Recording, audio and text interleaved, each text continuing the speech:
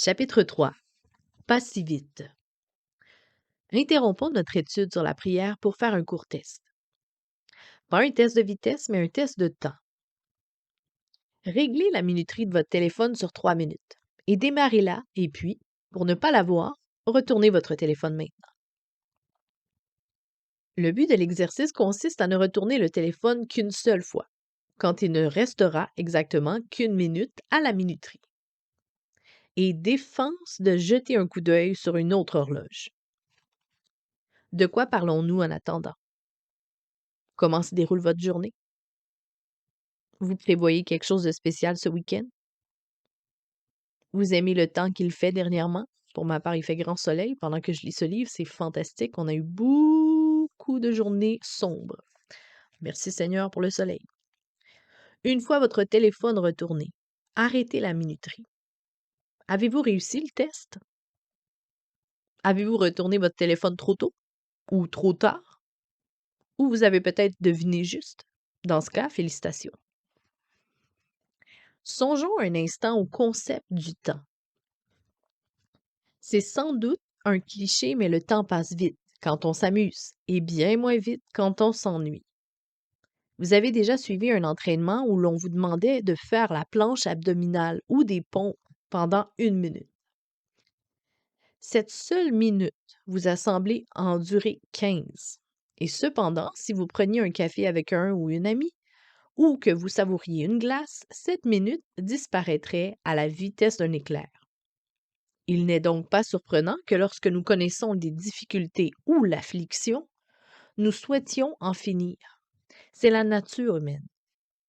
Cependant, plus que jamais, nous considérons l'attente et les malaises comme des désagréments. Dans notre société de l'instantané, nous recevons des réponses à la vitesse d'Internet et des colis en 24 heures. Notre réalité se compose de prêt à manger, de SMS et de rencontres express. Nous ne supportons plus d'attendre. Et Dieu n'agit toutefois pas ainsi. Nous pouvons lire dans Psaume 90, verset 4, ceci. « Car 1000 ans sont à tes yeux comme le jour d'hier quand il n'est plus. » Nous pouvons lire en 2 Pierre 3, verset 8. « Mais il est une chose, bien-aimés, que vous ne devez pas ignorer, c'est que, devant le Seigneur, un jour est comme 1000 ans, et 1000 ans sont comme un jour. » Pas étonnant que nous ayons de la peine à accepter la réponse de Dieu quand il nous dit « Attends ». Dieu ne voit pas le temps, les événements ou l'histoire selon notre point de vue limité, et il est très limité. Il nous demande parfois d'attendre et de supporter un malaise plus longtemps que nous le souhaiterions. Un exemple, je prie depuis des années pour que Dieu me donne un conjoint. Me répondra-t-il avant qu'il ne soit trop tard? Une autre personne pourrait dire, mon fils s'est éloigné de Dieu et de sa famille, il y a 10 ans déjà. Et il n'est toujours pas revenu à la maison. J'ai le cœur brisé en pensant à notre relation qui s'est ainsi détériorée. Une autre personne, je suis au chômage depuis 6 mois et pourtant Dieu tarde-t-il? Pourquoi Dieu tarde-t-il à me répondre? Nous tenir auprès d'un ami qui souffre, présenter une prière sincère à Dieu, attendre son exaucement et comprendre la raison de l'attente sont autant de choses pénibles à faire. Nous ne savons pas attendre. Le peuple choisi de Dieu, les Israélites dans l'Ancien Testament, avaient le même problème que nous. On peut lire dans Exode 32, je vous encourage d'y aller. Les Hébreux anxieux attendaient que Moïse redescende du mont Sinaï, où il se tenait dans la présence de Dieu depuis environ 6 semaines. À leurs yeux, l'Éternel et Moïse étaient, entre guillemets, portés disparus. Et le temps était venu de trouver une divinité qui pourrait voir et toucher. Ils avaient besoin d'un dirigeant divin. Pourquoi pas une idole comme chez les Égyptiens? La foule s'est donc tournée vers le commandant adjoint Aaron. On peut lire dans Exode 32, verset 1. Allons, fais-nous un Dieu qui marche devant nous, car ce Moïse, cet homme qui nous a fait sortir du pays d'Égypte, nous ne savons ce qu'il est devenu. Aaron a rapidement accumulé les anneaux d'or de tous ces gens et en a tiré une idole, un veau en or. Pas d'attente, pas d'inquiétude. Mais cette démarche a entraîné des résultats catastrophiques. Dieu les a presque détruits en conséquence. Aaron a menti de façon éhontée et Moïse a brisé les tablettes originales sur lesquelles les 10 commandements étaient gravés et Dieu a envoyé une plaie sur le peuple. Ne pas attendre le moment de Dieu n'est pas sans conséquence. Nous sommes tentés de prendre les choses en main. Eh oui, nous doutons de l'autorité et de la bonté de Dieu. Nous nous contentons d'un pis-aller faute de mieux. Lorsque nous troquons le moment parfait et excellent de Dieu contre la satisfaction immédiate de nos désirs, nous obtenons de piètres ou même désastreux résultats. Pourquoi Dieu met l'exaucement de nos prières sur pause, entre guillemets? Pourquoi nous demande-t-il de patienter quand il sait à quel point cela nous est difficile? Dieu aime-t-il entretenir le suspense? Le pouvoir divin lui montre-t-il à la tête? Voyons ce qui s'est passé quand une femme au cœur brisé a dû attendre la réponse de Dieu. Hmm. Le premier livre de Samuel, nous présente Anne. Hmm. Depuis des années, elle priait l'Éternel de lui accorder un enfant, mais sans qu'il ne l'exauce. Ses bras et ses entrailles restaient vides. Nous pouvons imaginer l'abattement d'Anne. Chaque mois, elle osait espérer, mais ses espoirs étaient toujours anéantis. Pire, son mari, Elkana, avait une autre femme, Pénina, qui lui avait donné plusieurs enfants. Apparemment, les filles méchantes ne datent pas plutôt d'hier. Pénina se moquait sans merci de Anne. Et Elkana ne comprenait pas à quel point Anne désirait un enfant. En voyant ses larmes, il a cherché en vain à la consoler en lui disant: Anne, pourquoi pleures-tu et ne manges-tu pas? Pourquoi ton cœur est-il si attristé? Est-ce que je ne vaux pas pour toi mieux que 10 fils? 1 Samuel 1, verset 8. Il est probable que dans sa douleur, Anne se soit sentie très seule.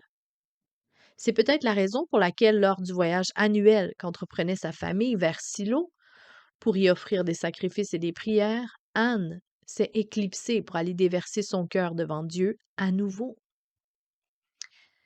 On peut y lire dans le texte: Et l'amertume dans l'âme, elle pria l'Éternel et versa des larmes, des pleurs. 1 Samuel 1, verset 10. La Bible du Semeur dit qu'elle était très affligée et pleurait à chaudes larmes. Anne était au bout du rouleau en raison des déceptions qu'elle avait connues durant toutes ces années. Elle a présenté les morceaux de son cœur brisé à Dieu dans un ultime geste de soumission.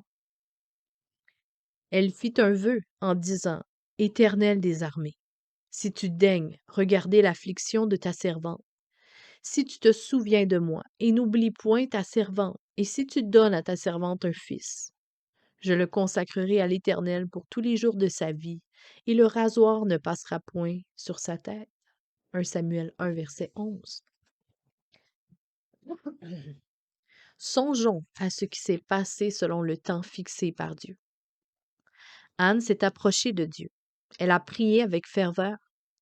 Elle en est arrivée au point où elle a pu offrir à l'Éternel le fils qu'elle désirait désespérément tenir dans ses bras.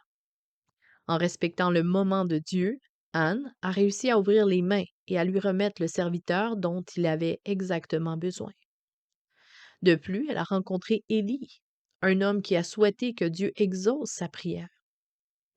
En regardant en arrière, nous voyons que Dieu a dirigé avec une grande habileté tout ce qui concernait la vie d'Anne et de Samuel en son temps. Comme bien d'autres illustres serviteurs de Dieu, Anne a consacré bien du temps dans la salle d'attente de l'Éternel. L'Écriture est remplie de récits de gens qui ont dû se soumettre au calendrier de Dieu. Abraham a attendu presque un siècle avant que Dieu lui accorde le descendant promis. Vous pouvez aller lire l'histoire dans Genèse de chapitre 12 jusqu'à 21. Joseph a été prisonnier durant bien des années à attendre que Dieu concrétise les rêves qu'il lui avait donnés. Genèse 37, chapitre 37 à 41. Le prophète Samuel a oint David comme roi sur Israël alors que celui-ci n'était qu'un adolescent, mais David n'a accédé au trône que dans la trentaine. 1 Samuel 16 jusqu'à 2 Samuel 2.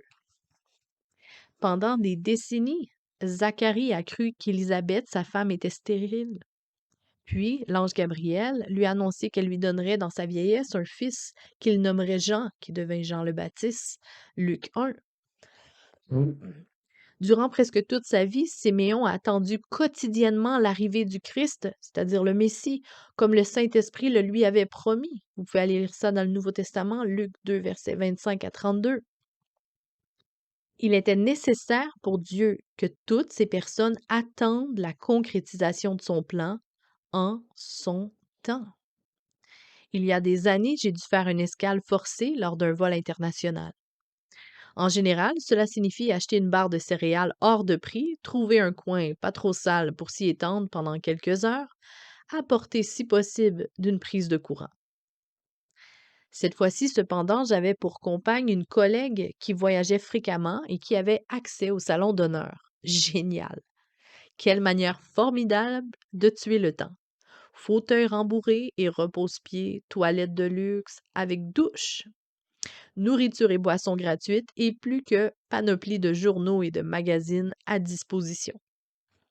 Les heures d'attente vont passer beaucoup plus vite que surtout dans le plus grand confort. Quand nos amis peinent dans l'attente, pourrions-nous transformer nos prières en salle d'honneur pour eux?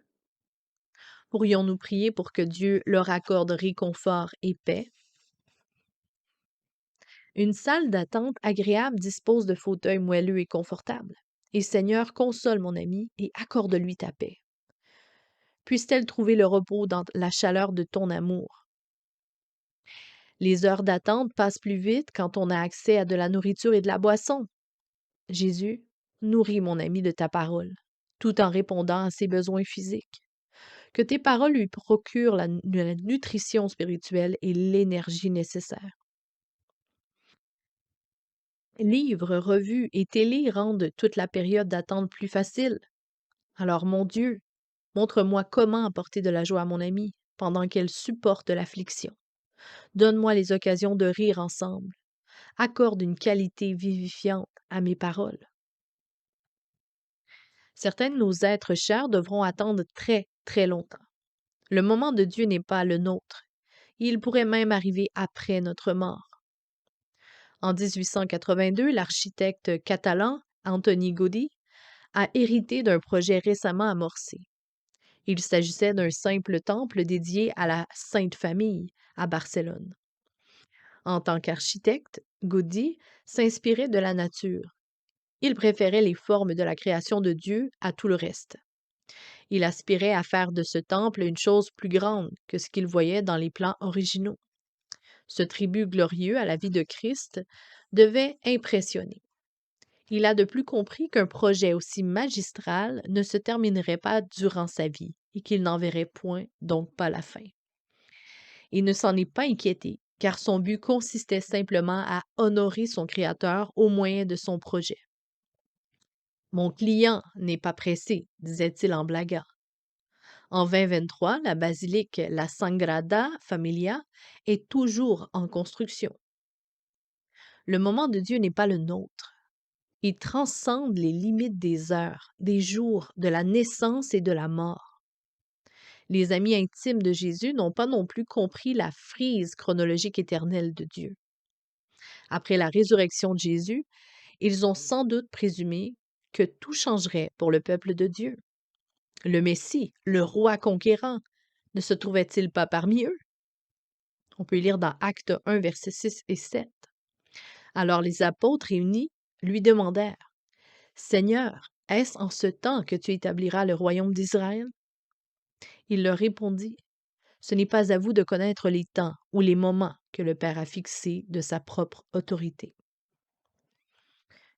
Bien qu'il soit frustrant d'attendre le moment de Dieu, nous savons qu'il tient notre avenir entre ses mains aimantes.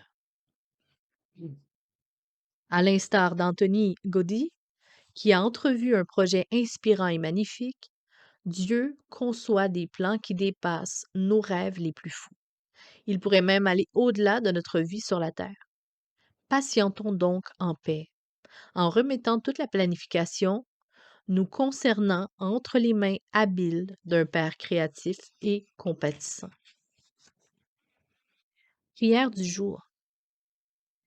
Cherchez un bout de ficelle et songez à une personne qui est au bout du rouleau, comme Anne. En faisant un nœud à cette ficelle, priez Dieu de vous donner les paroles qui sauront aider cette personne à tenir ferme en attendant le moment de Dieu. À bientôt.